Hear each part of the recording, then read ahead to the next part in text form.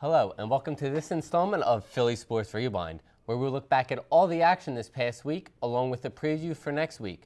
Alongside Anthony Lee, I'm Chris Levesque. We have a great show for you today with the Star Player Watch and an interview with Temple's basketball coach. But first, we take a look back at the Eagles. On Sunday, the Eagles defeated the Rogerless Packers 27-13. Slowly emerging as a dominant quarterback, Nick Foles had another big game, throwing for 230 yards and 3 touchdowns, making it 10 TDs in the last 2 games. Surprisingly, the target of choice so far has been Riley Cooper, who caught 3 touchdowns and against Oakland and added 2 more this past weekend in Lambeau. Although the Eagles soared through the air, the ground game was just as strong. Shady McCoy had another huge game to add to his league-leading numbers. In Week 1, the Eagles dismantled the Redskins, and despite Nick Foles' recent success, don't expect another blowout this time. Since facing the Eagles, Washington is much improved and has found much success in the run game. The Redskins are 3rd in the NFL in rush yards per game, led by Alfred Morris, who has ran through the barrier of a sophomore slump. With an Eagles win, they will improve to 6-5 and head into their bye week with a winning record. Also coming off their bye week are the Temple Owls, who have struggled thus far this season but are looking to end the season on a high note. Outside Edberg Olsen Hall is our own Jeffrey Harris. Jeff? Thanks, Anthony. I'm standing outside Edberg Olsen Hall, home of Temple Owls football. Just earlier this week, I was toured around this state-of-the-art facility, getting an inside look at some of the features that this new building offers. Take a look. In the main lobby of Edberg Olsen Hall, you can see trophy cases, memorabilia, and numerous photographs of past Temple Owls now tearing up the field in the NFL. Moving down the hall, the team locker room is on the base floor. Separated by position, each player receives their own locker, stocked up with the team's official gear and equipment. One of the most unique features of this facility is its strength and conditioning weight room. Loaded with dozens of bench press stations, the room provides student athletes with dumbbells, cardio equipment, and numerous agility exercises. On the second floor of this gigantic facility, offices flood the halls. Not only is each coach given their own office, but each position has their own film and study room as well. Also on this floor is the main academic room, and right outside there is a balcony that overlooks the field. Players have time to catch up on schoolwork while receiving some extra help by volunteer tutors. Not only does it look nice, but the balcony provides a forum for visitors to observe practice and watch some of the action. The facility also caters to both past and present Owls. With many photographs of former players on the walls, Coach Rule has developed a sense of family among the players and coaches. Since the 15,000 square foot expansion last year, the facility has grown tremendously. Along with all the athletic amenities, there are 4 academic resource breakout rooms providing players with an environment to get work done. For Philly Sports Rewind, I'm Jeffrey Harris. Back to you guys in the studio. When we come back, we take a look at star rookie Michael Carter-Williams, who has made a lot of buzz around the NBA. We also have an exclusive interview with Temple head coach Fran Dunphy. Philly Sports Rewind will be back in 30 seconds.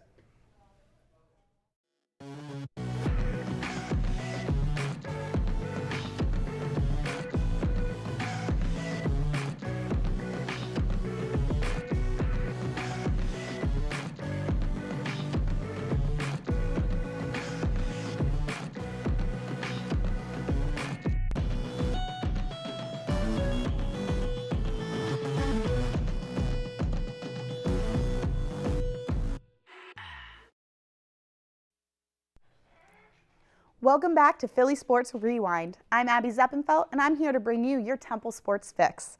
Unfortunately, the women's field hockey team fell to the UConn Huskies in the Big East semifinals on November 8th.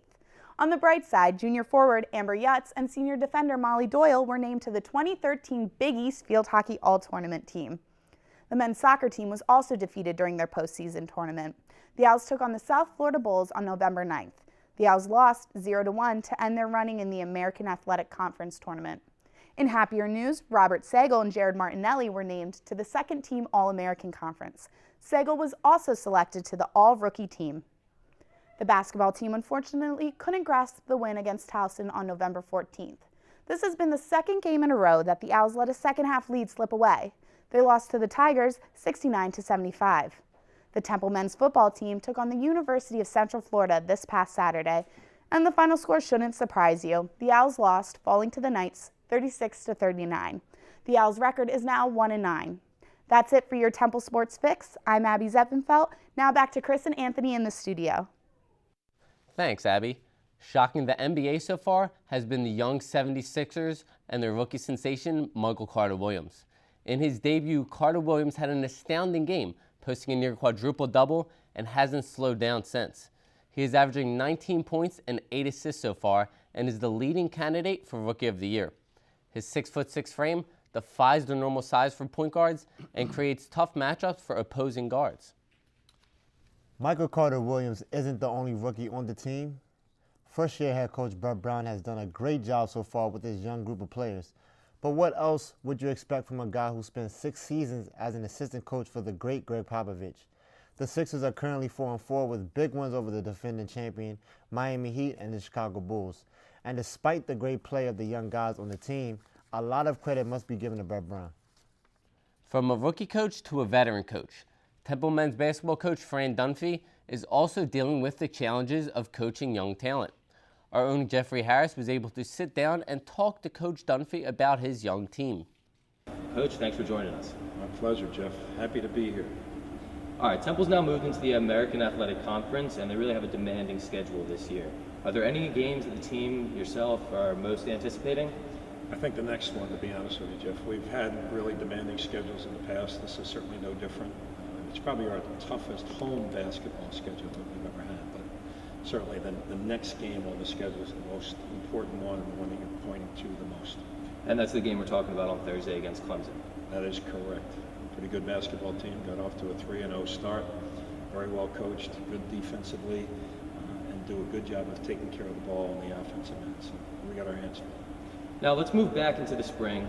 Temple suffers a tough loss to highly ranked Indiana in the NCAA tournament, and seniors Khalif Wyatt and Scooty Randall have played their last games here at Temple. Having lost those senior leaders, has anybody kind of stepped up and now taken on that leadership role? Well, it's interesting you mentioned those two guys.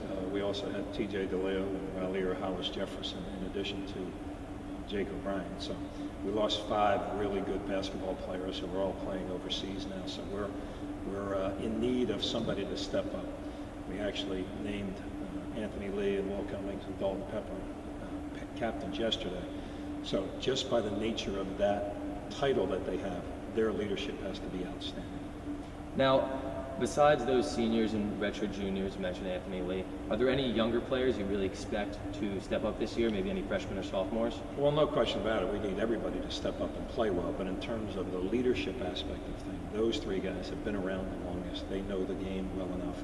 They know me well enough and what I would expect. And when the leadership comes from within the group, that's when you really have a high-performing team. If it all comes from me, it's not going to work. Thanks, Coach, and good luck on Thursday. Thanks, Jeff. Appreciate it. That's all the time we have for today. For Philly Sports Rewind, I'm Chris Levesque. And I'm Anthony Lee. Have a great day.